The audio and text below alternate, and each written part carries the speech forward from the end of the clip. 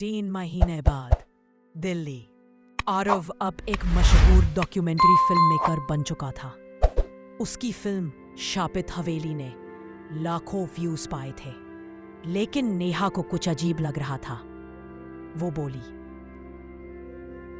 आरव, तुम पहले जैसे नहीं रहे। रातों में खुद से बातें करते हो और तुम्हारी आंखें कभी कभी लाल हो जाती है। आरव मुस्कुराया। शायद नींद कम ले रहा हूं, बस। पर उसी रात आरव ने आईने में देखा। आईने में उसका चेहरा नहीं, बल्कि राधिका का चेहरा झलक रहा था।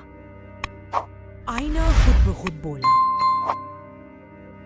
आरव, तुमने मुझे अधूरा मुक्त किया था। अब मेरी अधूरी कहानी तुम्हारे जरिए पूरी होगी। आरव ने एक नई डॉक्यूमेंट्री शुरू की, पुनर्जन्म और आत्माओं का अस्तित्व। पर अब वो कैमरा ऑन करता तो अजीब बातें होती।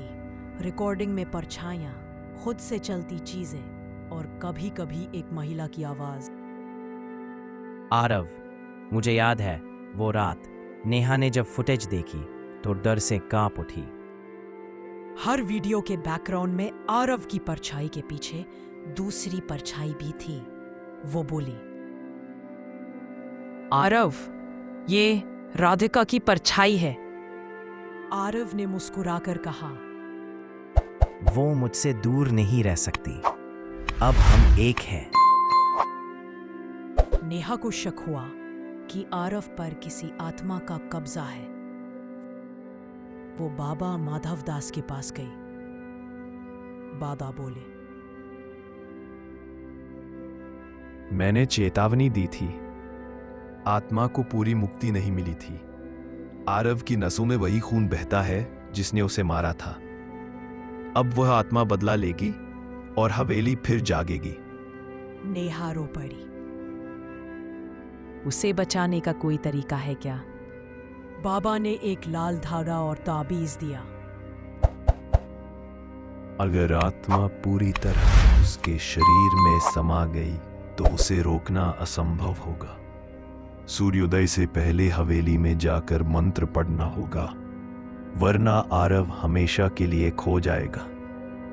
रात के 12 बजे नेहा अकेली हवेली पहुंची। अंदर सब कुछ वैसा ही था, बस एक फर्क था। अब हवेली सांस ले रही थी। दीवारें धड़क रही थी, झूमर हिल रहे थे और फर्श पर किसी के कदमों की आवाज थी। स्वागत है नेहा। आवाज आई, लेकिन ये आरव की नहीं थी। आरव अंधेरे से बाहर आया, आंखें लाल, आवाज भारी और शरीर पर पुराने जख्मों के निशान। वो बोला, राधिका अब मुझ में है और तुम ही वो आखिरी कड़ी हो जिसने हमें अलग किया। नेहा ने ताबीज निकाला। आरव, सुनो, ये तुम नहीं हो, तुम उसके बस में हो। आरव चिल्लाया, नहीं। अब मुझे कोई रोक नहीं सकता। हवेली की छत कांप उठी, दीवारों से खून बहने लगा। नेहा ने बाबा का दिया मंत्र पढ़ना शुरू किया। ओम नमो भूतात्मने शांतिदायिनी नमः। हर शब्द के साथ हवेली की रोशनी चमक उठती। आरव चीख रहा था, नहीं। पर उसकी आवाज दोहरी हो चुकी थी।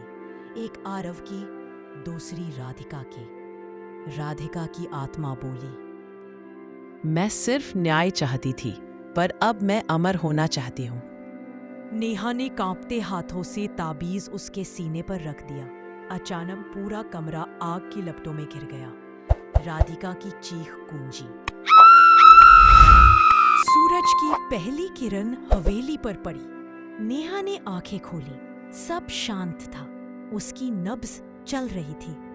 नेहा रो पड़ी। आरव, तुम बच गए।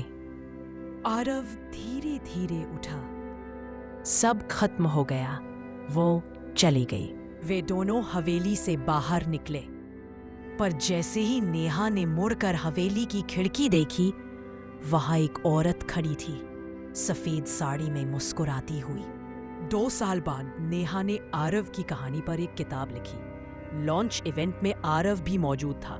बिल्कुल सामान्य दिख रहा था, लेकिन जैसे ही कैमरा फ्लैश हुआ, आरव की आंखें एक पल को चमकी, खून जैसी लाल रोशनी के साथ। उसने हल्की मुस्कान दी और बोला, नेहा, हवेली तो अब शांत है, लेकिन कभी कभी वो मेरे सपनों में आती है और कहती है, अभी तो शुरुआत है।